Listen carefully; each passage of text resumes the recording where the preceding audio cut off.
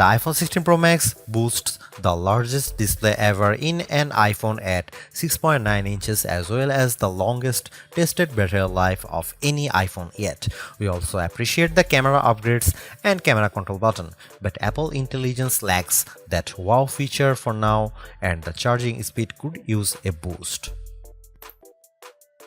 I have been a Pro Max user for years since the iPhone 11 Pro Max, but after testing the new iPhones, I'm actually torn about the iPhone 16 Pro Max. It has the largest display ever of any iPhone at 6.9 inches. Yes, the thinner bezels help keep the device somewhat compact, but it is still taller, wider and heavier than the iPhone 15 Pro Max, which I thought was the near perfect size and weight for a big screen phone. I have gone from feeling like I cheated the system to feeling slightly cheated. This might be an unpopular opinion, but I think the new Pro Max is a little too big, at least for my hands. It's more of a stretch now to do simple things like scrolling through web pages or TikTok, and once you put a case on your iPhone 16 Pro Max, it's like a mini tank. The good news is that the Pro Max is built to be more durable. In addition to having a titanium band, Apple claims that the improved ceramic shield display on this model is 50% tougher than the last generation. We can't drop these units, but on paper it's encouraging. The iPhone 16 Pro Max comes in 4 colors: titanium white, titanium black, natural titanium, and desert titanium. Our iPhone 16 Pro came in the natural, which looks fairly modern, but I prefer the desert color as it pops more. The iPhone 16 Pro and Pro Max displays don't get any upgrades in terms of brightness or refresh rate, but they are still among the best OLED panels on a phone. The only main difference is that the screens can scale down to a minimum of 1 nits, which means you can use your phone in bed without disturbing anyone else and get an even dimmer alarm clock. Otherwise, the new iPhone 16 Pro Max screen is largely the same, allowing the Pixel 9 Pro to surge ahead in terms of brightness. We measured a max of about 1500 nits for the iPhone 16 Pro Max, while the Pixel 9 Pro XL hit more than 2300 nits. Outside in direct sunlight, the iPhone 16 Pro and Pro Max were both dimmer than the Pixel 9 Pro XL, though Google's phone dimmed faster over time in response to the heat. Other than the display size, the biggest design change to the iPhone Pro Max is the addition of the camera control button. This recessed capacitive button on the right side uses haptic to give you feedback, and it launches you straight into the camera. No more having to fumble for the on-screen camera shortcut, and you can now use the action button for another shortcut. This thing is pretty easy to use in both portrait and landscape mode. So what can you do with camera control? A lot, actually. A quick press snaps a photo and a long press starts recording a video, but I'm not a fan of the fact that the video stops when you take your finger off the button.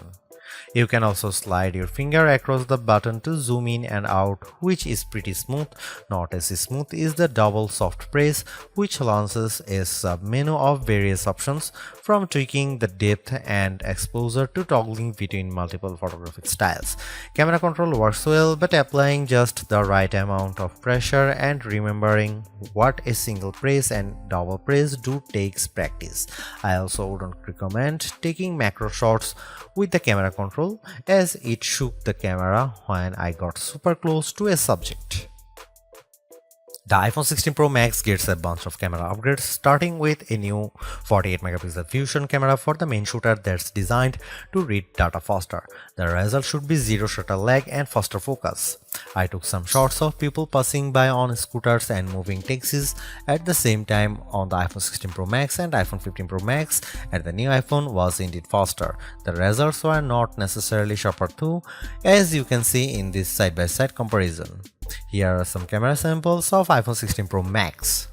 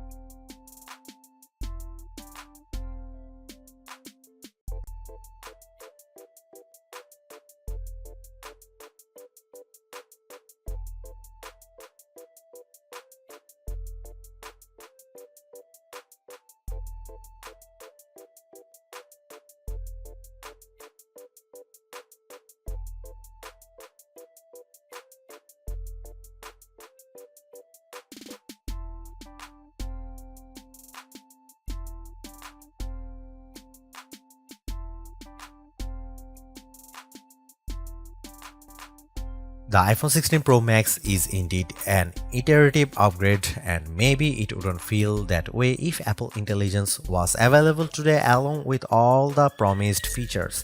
Instead, it's going to trickle out over time, so I would not to be in a rush to upgrade.